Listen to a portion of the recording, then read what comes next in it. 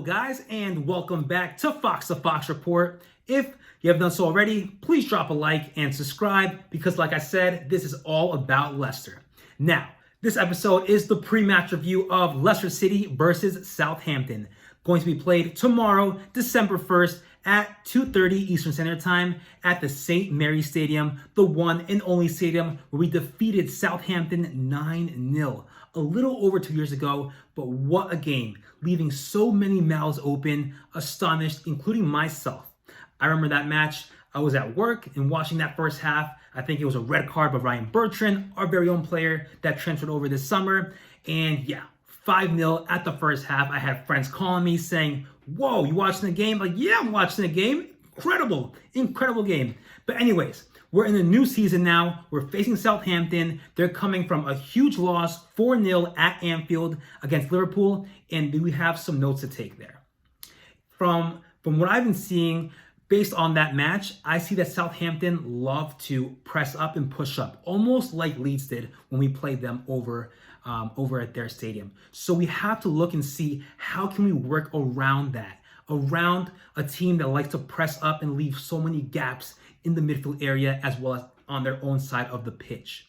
And looking at Liverpool and the way they counterattack, they pretty much would give long balls or do quick plays to get around the Southampton players that would press up and leave those open gaps.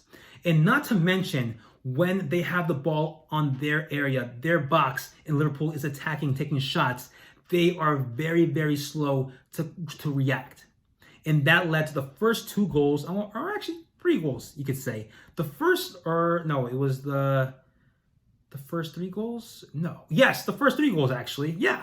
The first three goals were pretty much due to not reacting quickly. Liverpool was quick to play those 1-2s, and Southampton just didn't know where to position themselves, and that's what led to so many shots. And just looking at the stats, they have 64% possession, while Southampton has only 36, and just the shots, you have 20 for Liverpool, 7 for Southampton. Yeah, somewhere around there for shots on goal, but still, the amount of shots that Liverpool took against Southampton is just insane. Completely, almost triple the amount from what Southampton had. Like I said, so Southampton do not know how to react quickly when it comes to defending in their own area, and just the passes completed. You could see Liverpool had double or a little more than double the amount of passes completed than Southampton.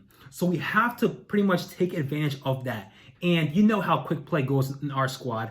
Maddison, Vardy, Barnes, Lookman love to do that 1-2. And we pretty much did see almost a 1-2 there with Maddison assisting Vardy in the match against Watford, where that led to the second goal. So we pretty much had to take advantage of that. And just looking at the attack from Southampton versus our attack, I could say we're very similar when it comes to pressing up, when it comes to counterattacking, but also leaving gaps. You know, we can't only say that Southampton is the only team that leaves gaps, because we do as well, but we have to correct them. So it's good to take note that Southampton do leave gaps, but so as ourselves, but we have to be the ones to correct that before they do. Now, they do have some very talented players and very quick players like Adam Armstrong, Che Adams, the Chelsea loanee, Borja. Each have 2 goals, so definitely are going to be pressing up, trying to cause just so much pressure against Soyuncu, Evans, Luke Thomas, Castagna, who I'm pretty sure are going to be playing on that around that defensive line.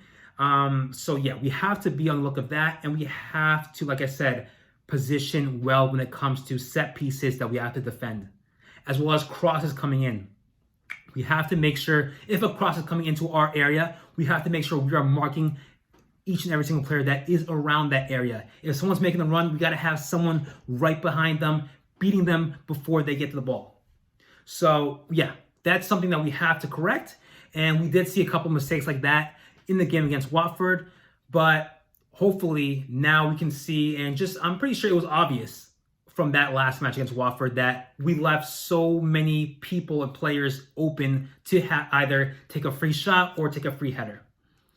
But anyways, we go to my predictions for the starting 11 that I think will be starting the match against Southampton, and that goes with the same formation of 4-2-3-1.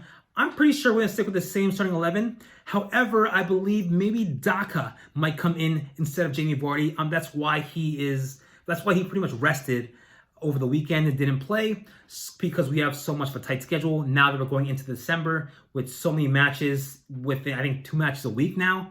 But yeah, so Daka coming in for Vardy.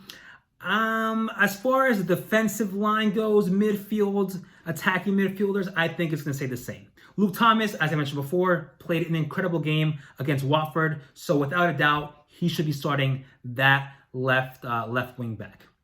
Now, the players who signed over the summer from Southampton, Jannik Vestergaard and Brian Bertrand, sure, it's going to be a, welcome back type of feeling, but still, they should not be playing, in my opinion. They have not shown nothing to us, or at least to me, why they should be starting, especially just the fitness level they are in.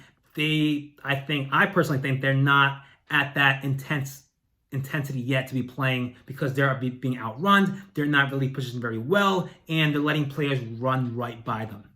So for me, to have them start again, they have to either play a league match and demonstrate that they are ready to play in the Premier League or Europa League or whichever competition that we're actually taking seriously. But anyways, yeah, that is what we need to see. That is my starting 11. My predictions, I'd say it's going to be, let's say, I give it a 2-1 for Leicester.